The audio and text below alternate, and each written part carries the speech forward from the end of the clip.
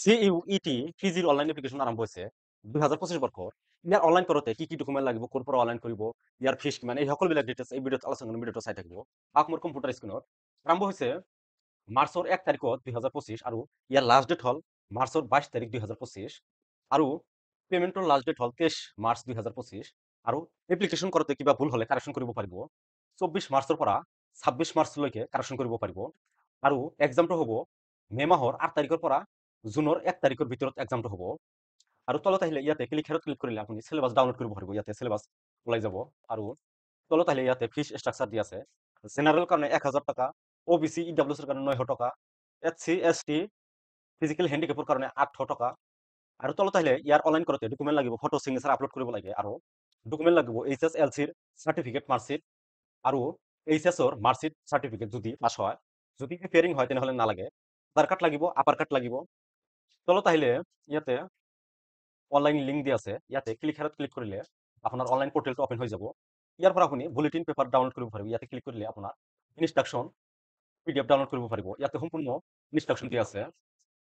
First আপুনি registration কৰিব লাগিব। ইয়াতে নিউ ৰেজিষ্ট্ৰেশ্যন কৰাৰ পিছত ইয়াতে লগ ইন কৰিব লাগিব। ফাৰ্ষ্ট নিউ ৰেজিষ্ট্ৰেশ্যনত ক্লিক কৰিব লাগিব। এনেকুৱা ইণ্টাৰফেচ অপেন হ'ব। তলত আহিব ইয়াতে চেকবক্সত ক্লিক কৰি ক্লিক হেয়াৰ টু প্ৰচিডত ক্লিক কৰিব। ক্লিক কৰিলে এনেকুৱা এটা ফৰ্ম ওলাই যাব। ইয়াতে পাৰ্চনেল ডিটেইলছ এন্ট্ৰি কৰিব লাগিব। নাম, father's name, mother's name, date of birth, gender দুইবাৰ লিখিব লাগিব। ইয়াতেও নিজৰ নাম, father's name, mother's name, date of birth, gender আদি সকলো লিখিব লাগিব। ইয়াতে আপোনাক village post office, police station, country ইয়াতে সকলোবিলাক ডিটেইলছ দিব। ইয়াতে ইমেইল ID, মোবাইল নম্বৰ দি চেম এজ প্ৰেজেণ্ট এড্ৰেছত ক্লিক কৰি তলত আহি ইয়াতে পাছৱৰ্ড দি ছাবমিটত ক্লিক কৰাৰ পিছত এটা পপ আপ বক্স অপেন হ'ব। বুলেটিন পেপাৰত সম্পূৰ্ণ ডিটেইলছত দি আছে। পেজ নং 74ৰ পৰা অনলাইন কেনেকৈ কৰিব ইনষ্ট্ৰাকশ্যন দি আছে। ইয়াতে এনেকুৱা ছাবমিট মাৰি দিয়াৰ পিছত এনেকুৱা বক্স এটা অপেন হ'ব। ইয়াতে ক্ল'জ মাৰি দি ইয়াতে আপোনাৰ ডিটেইলছ ভেৰিফাই কৰি তলত আহি ইয়াতে OTP দিব লাগিব। OTP দিয়াৰ পিছত ছাবমিট ৰেজিষ্ট্ৰেশ্যন ফৰ্মত ক্লিক কৰিলে আপোনাৰ ফৰ্মটো ছাবমিট হৈ যাব। তাৰপিছত আপুনি এটা ৰেজিষ্ট্ৰেশ্যন নাম্বাৰ আহি যাব। ইয়াতে ৰেজিষ্ট্ৰেশ্যন নাম্বাৰটো আপোনাৰ টেক্সট মেছেজ আৰু ইমেইলতো আহিব। ইয়াতে কপি কৰি ইয়াতে কমপ্লিট ইয়াৰ এপ্লিকেশ্যন ফৰ্মত ক্লিক কৰিব। তাৰপিছত তলত আহি ইয়াতে আপোনাৰ এই ফৰ্ম ফিল আপ কৰোঁতে আপোনাৰ 10টা ষ্টেপ আহিব। ইয়াতে ৰেজিষ্টাৰ পাৰ্চনেল ডিটেইলছত ক্লিক কৰাৰ পিছত আৰু এটা ফৰ্ম অপেন হৈ যাব। ইয়াতে 2 নম্বৰ ষ্টেপত ৰেজিষ্টাৰ পাৰ্চনেল ডিটেইলছত ফাদাৰ্ছ নেম, মাদাৰ্ছ নেম এইবিলাক আহিব, এইবিলাক লিখাই থাকিব। তাৰপিছত আপোনাৰ ছ'চিয়েল কেটেগৰী ডিটেইলছত ফিল আপ কৰিব লাগিব। ইয়াতে আপোনাৰ কেটেগৰী চিলেক্ট কৰি দিব। ইয়াৰ পৰা আপোনাৰ ID প্ৰুফ, পান কাৰ্ড বা আধাৰ কাৰ্ড চিলেক্ট কৰি দিয়ে, নাম্বাৰ দি দিব। তাৰপিছত তলত আহিব ইয়াতে তাৰপিছত এইটো পেজ ফিল আপ কৰাৰ পিছত ছেভ এণ্ড নেক্সটত ক্লিক কৰাৰ পিছত আৰু এটা পেজ অপেন হৈ যাব। তাৰপিছত আপোনাৰ 3 নম্বৰ ষ্টেপত ৰেজিষ্টাৰ আইডেণ্টিফিকেশ্যন ডিটেইলছ আহিব। ইয়াতে আপোনাৰ আপডেটত ক্লিক কৰি আপুনি আধাৰ কাৰ্ড বা পান কাৰ্ডৰ নাম্বাৰ দি ছাবমিট কৰি দিব। 4 নম্বৰত ৰেজিষ্টাৰ আপাৰ ID, 4 নম্বৰত এনেকুৱা অপশ্যন আহিব।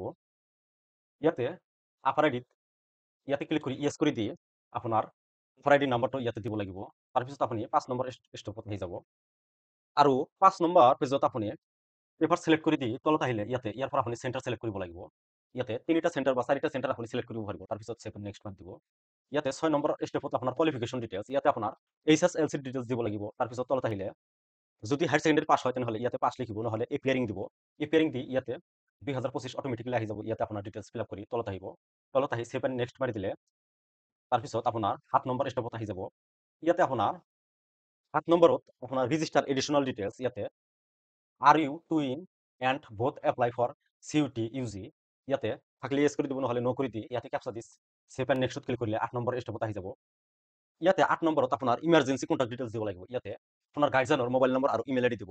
দিয়াৰ পিছত আপোনাৰ গাৰ্জেনৰ মোবাইলত এটা OTP যাব আৰু ইমেইল IDত এটা OTP যাব। OTP দি ভেৰিফাইড ক্লিক কৰি তাৰপিছত নেক্সটত ক্লিক কৰিব লাগিব।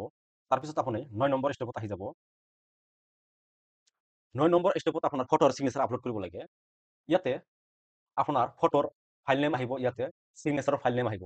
ইয়াৰ পৰা কপি কৰি আপুনি ফটোৰ ফাইল নেমত ৰিনেম কৰি দিব আৰু চিগনেচাৰৰ নেমটো কপি কৰি আপুনি চিগনেচাৰৰ ফাইল ৰিনেম কৰি দিব। তাৰপিছত নেক্সট মাৰি দিব। তাৰপিছত আপোনাৰ ফুল পেজটো প্ৰিভিউ হৈ যাব। ইয়াতে আপোনাৰ সম্পূৰ্ণ ডিটেইলছ চাব কিবা ভুল হৈছে নে নাই। তাৰপিছত তলত আহি ফাইনেল ছাবমিটত ক্লিক কৰাৰ পিছত ইয়েছত ক্লিক কৰি দিব। তাৰপিছত আপোনাৰ এনেকুৱা ইণ্টাৰফেচ আহিব।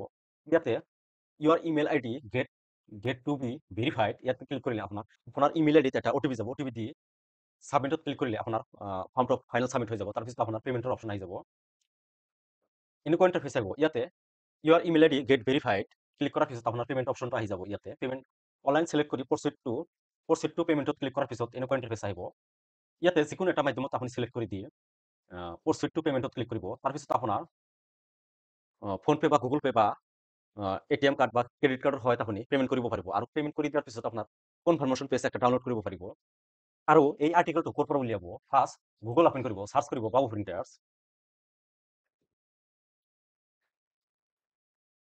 ফাৰ্ষ্ট ৱেবছাইটত ভিজিট কৰিব babuprinters.in ক্লিক কৰাৰ পিছত এনেকুৱা ইণ্টাৰফেচ অপেন হ'ব ইয়াতে CUT লিখা আছে ইয়াতে ক্লিক কৰিব ক্লিক কৰিলে এই আৰ্টিকেলটো অপেন হৈ যাব ইয়াত মই সম্পূৰ্ণ ডিটেইলছত লিখিছোঁ 2025 বৰ্ষত এডমিশ্যনৰ সকলো নিউজ পাবৰ বাবে মোৰ এই learn with Babu printer YouTube চেনেলটো ছাবস্ক্ৰাইব কৰিব আৰু ভিডিঅ'টো এটা লাইক কৰি দিব